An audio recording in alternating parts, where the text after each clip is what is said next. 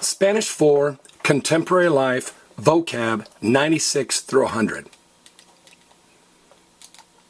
The luggage is el equipaje. How are we going to remember that equipaje is luggage? Well, everybody say equipo. Equipo means two things. It means team and equipment. So I'd think, well, my team has a lot of equipment, like a football team or a hockey team or a fencing team. So if equipo means team or equipment, equipaje means luggage. AJ had to bring the luggage, or I had AJ help carry the luggage. Now, carry-on, the little bag you bring onto the plane to put over your seat, is equipaje de mano, which makes sense because mano means hand. It's the luggage you carry by hand. So, el equipaje luggage, el equipaje de mano, carry-on or small or hand luggage. Male is el varón.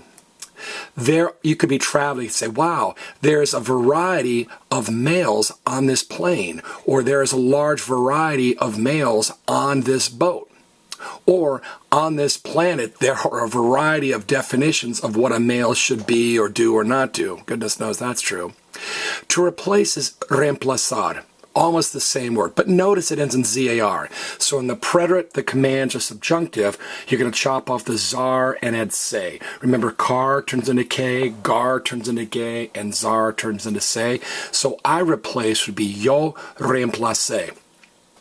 Nobody's going to miss destination. It's destino. It's basically the same word. Pretty easy to list, all right? Because remember, green letters mean the letters are exactly the same in both Spanish and English, even in the same order. Time for our post-quiz.